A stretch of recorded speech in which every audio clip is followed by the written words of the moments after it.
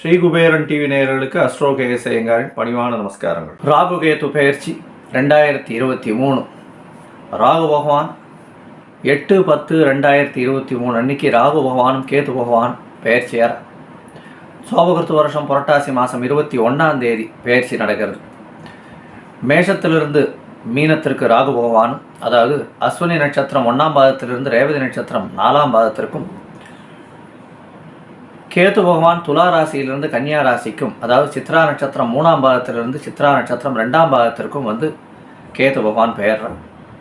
இந்த பெயர்ச்சி 26/4/2025 வரலும் இருக்குது. அதாவது விஸ்வாசு வருஷம் சித்திர மாதம் 13ஆம் தேதி வரலும் இருக்குது. இந்த பெயர்ச்சிகளினுடைய பலன்கள் என்னென்ன, அதற்கு பிறகு ராகு கேது ஒரு ராசிக்கும் என்னென்ன பலன்களை தருவார் அப்படின்றத இந்த வீடியோவில் பார்க்கலாம். ராகு பகவான் 1.5 வருஷத்துக்கு, ராகுவும் கேதும் 1.5 வருஷத்துக்கு ஒரு தடவை மாறக்கூடிய கிரகங்கள். ஒரு பாதத்திலிருந்து அடுத்த பாதத்திற்கு 2 மாதம், அதாவது ஒரு ராசியில் 9 பாதங்கள் இருக்குது. அந்த 9 பாதங்களுக்கு 18 மாதங்கள் மாறுற விதம் ஒரு பாதத்திலிருந்து அடுத்த பாதத்துக்கு 2 மாதத்துக்கு ஒரு தடவை மாறிகிட்டே இருக்குது. இதனால் என்ன அப்படின்னா, பெரிய பிரச்சனைகள் வரக்கூடிய காலங்கள் ஒரு 2லேருந்து 4 மாதம் தான் இருக்கும். அதுக்கு மேலே இருக்கக்கூடிய வாய்ப்புகள் நிச்சயமாக இருக்காது. அதாவது ராகு கேது பயிற்சியினால் பிரச்சனைகள் வருமேயானால் 2-3 மாதம் பிரச்சனைகள், கடுமையான பிரச்சனைகள் இருக்கும். அந்த காலகட்டத்தை பார்த்து கொஞ்சம் இதுவாக இருக்கிறது நல்லதை கொடுக்கும். அதுக்கு உண்டான எளிய பரிகாரங்கள் அதெல்லாம் சொல்கிறது கொடுக்கும். சரி, இப்போ ராகு கேத்துக்கள் அசுப கிரகம்ன்றதுனால அது கொடுமையான விஷயங்களை தான் பண்ணுவான், கஷ்டங்களை மட்டும்தான் கொடுக்குமான்னா அப்படி இல்லை. ராகுவை போல் கொடுப்போர் இல்லை, கேத்துவை போல கெடுப்பார் இல்லை அப்படின்றது ஜோதிஷ பழமொழி. ராகு பகவான் கொடுக்கறதுக்கு ஆரம்பித்தார்னா குப்பையில் கிடக்கிறவங்கள கோபுரத்தில் உட்கார வச்சுருவார். அதாவது ராகு தசையில் தான் நிறைய அரசாங்க பணி, உயர் பணி அதிலெல்லாம் வரக்கூடியவங்களாம் ராகு தசையில் பெரிய ஏற்றம் பண்ணிருக்காங்க. எந்த ஒரு வேலையிலும் தொழிலிலும் பார்த்தலையானால் அந்த ராகு தசையில் உச்சத்தில் கொண்டு போய் உட்கார வைக்கும். அது ராகு தசையினுடைய இயல்பு. பொதுவாகவே இந்த ராகு கேத்துக்கள் பார்த்தோம்னா 3, 6, 8, 10, 11, 12 இந்த மாதிரியான இடத்தில் இருந்ததேயானால் அவர்கள் மிகப்பெரிய சுப பலனை கொடுக்கக்கூடியவர், அதாவது உலகியலுக்கு உண்டான சுப பலனை கொடுக்கக்கூடியவர்கள். ராகு பகவானை பொறுத்தவரையிலும் போகக்காரகர், மிகப்பெரிய ஏற்றத்தை கொடுப்பார், பணவரவு அபரிமிதமாக கொடுப்பார், நிறைய பாக்கியங்களை கொடுப்பார், யோகங்களை கொடுப்பார். அவர் இந்த வீடுகளில் இருந்தால்னா, அதாவது 3, 6, 8, 10, 11, 12 இந்த மாதிரி இடத்துல இருந்தால்னா பெரிய ஏற்றம் கிடைக்கும். இதை தவிர ராகு பகவானை பார்த்தேன்னா ஆமேடு, எருதுசுரா, நண்டு, கன்னின்னு சொல்லக்கூடிய மேஷம், ரிஷபம், கடகம், கன்னி, மகரம் இந்த 5 வீட்டில் எந்த ஒரு வீட்டில் இருந்தாலும் லக்னத்துக்கு அவர் ஒரு பெரிய ராஜயோகத்தை கொடுத்தே தீர்வார். கேது பகவானை பொறுத்தவரையிலும் பார்த்தலைன்னா கேதுவுக்கும் இதே 3, 6, 8, 10, 11, 12 இந்த இடங்கள் எல்லாம் நல்ல இடங்கள். இந்த இடத்துல இருந்தால் மிகப்பெரிய யோகத்தை செய்வார். ஆனால் பொதுவாகவே கேது பகவான் ஞானத்தை எப்படி கொடுப்பார்னா, உங்களை கஷ்டப்பட வச்சு அதிகமாக கொடுத்து, அதாவது பணம் வரக்கூடிய ஸ்தானத்தில், அதாவது வேலை 6ஆம் இடம் வேலை கொடுக்கக்கூடிய ஸ்தானம்னா வேலையை நிறைய கொடுப்பார். அந்த வேலையை இப்போ உங்களால் பண்ண முடியாத அளவு நீங்களே போரும் அப்படின்னு சொல்கிற அளவுக்கு திகட்டுற அளவுக்கு கொடுத்து ஞானத்தை கொடுப்பார். அதுதான் கேது பகவானுடைய பிரச்சனை. கேது பகவானும் குரு பகவானும் சேர்ந்திருந்தாலும் ஒருவருக்கொருவர் பார்த்திருந்தாலும் அது கேள யோகம்னு பேர். அந்த கேள யோகம்ன்றது இருக்கிறது மிகப்பெரிய கோடீஸ்வர யோகம். அது கேது தசை நடந்தாலும் இல்லை குரு தசை நடந்தாலும் அவர்களுக்கு மிகப்பெரிய ஏற்றத்தில் பணவரவு அபரிமிதமாக இருக்கும். அதில் என்ன அப்படின்னா, நேர் வழியாக பணம் வராது, மறைமுகமாக பணம் வரக்கூடிய வாய்ப்புகள் உண்டு. ராகு கேது பயிற்சியில் பார்த்தேன்னா மீன ராசிக்கு ராகுவும் கன்னியா ராசிக்கு கேத்துவும் போகிற எளிய பரிகாரம் அப்படின்னு சொல்கிறது ராகு பகவானுக்கு உளுந்து தானம் கொடுங்க, கேது பகவானுக்கு கொள்ளு தானம் கொடுங்க. அதே மாதிரி இது பண்ண முடியலையா, அருகில் இருக்கக்கூடிய ராகு பகவானுக்கு பார்த்தோம்னா பத்ரகாளி அம்மன் கோவிலுக்கு போயிட்டு வாங்க, கேது பகவானுக்கு பிள்ளையார் கோவிலுக்கு போயிட்டு வாங்க. அது ஒரு பெரிய ஏற்றத்தை கொடுக்கும். பிள்ளையார் கோவிலுக்கு ரெகுலராக போயிட்டு வந்தீங்கன்னா கேதுவினால் நடக்கக்கூடிய தாக்கம் குறையும்.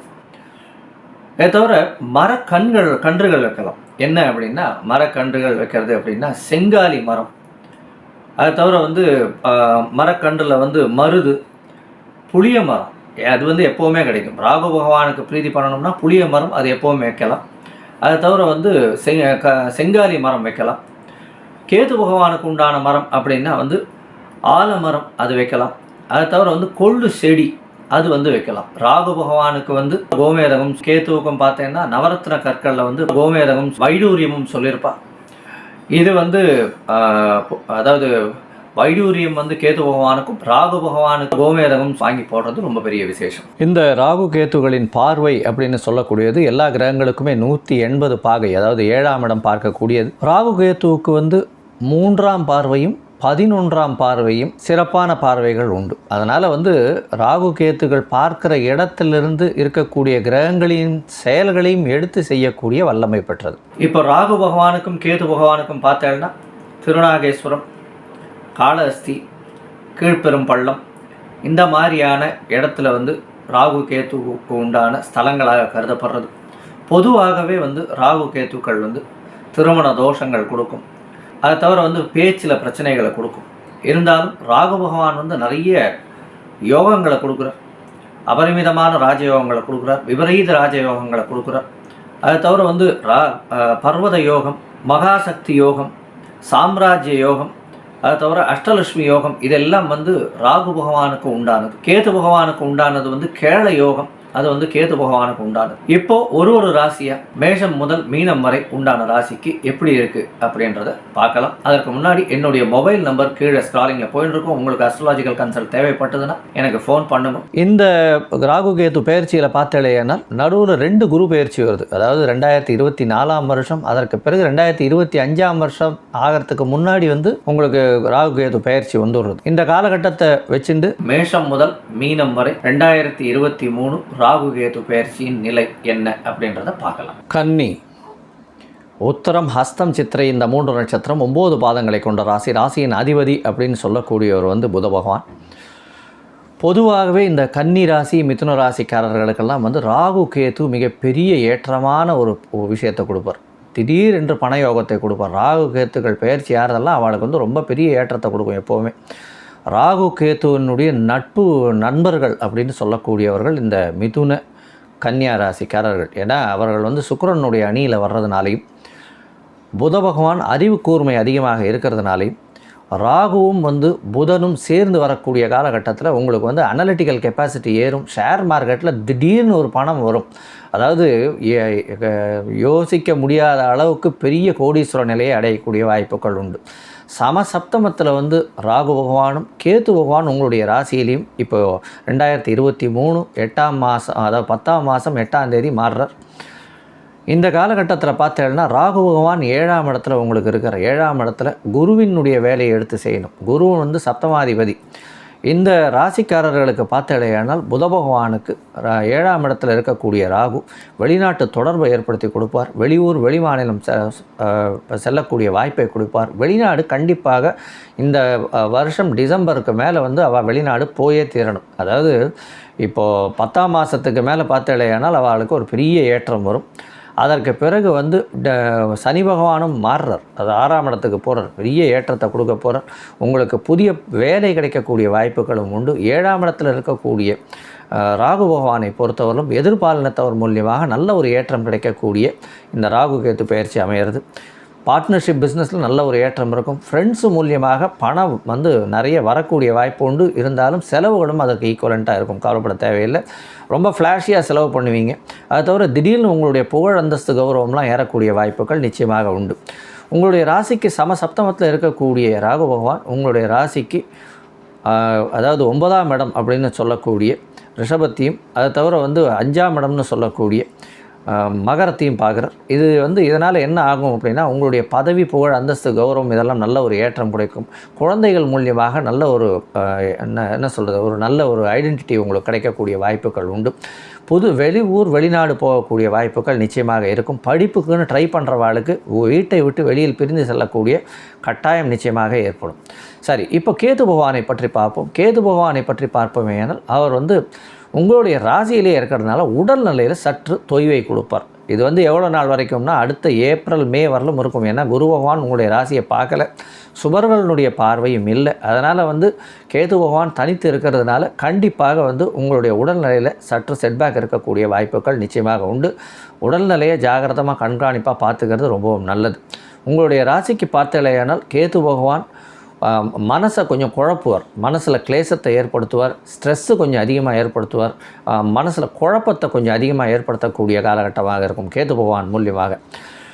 இதை தவிர பார்த்தீர்களேனால் உங்களுடைய ராசிக்கு 3ஆம் இடத்தையும் 11ஆம் இடத்தையும் கேது பகவான் பார்க்குறார். 3ஆம் இடத்தையும் 11ஆம் இடத்தையும் பார்க்குறது ரொம்பவும் நல்லது. ஏன்னா 3ஆம் இடம் அப்படின்னு சொல்லக்கூடிய முயற்சி ஸ்தானம், 11ஆம் இடம் என்று சொல்லக்கூடியது வந்து லாபஸ்தானம். அதனால் வந்து பண வரவு அபரிமிதமாக இருக்கும், பொருள் வரவு அபரிமிதமாக இருக்கும்.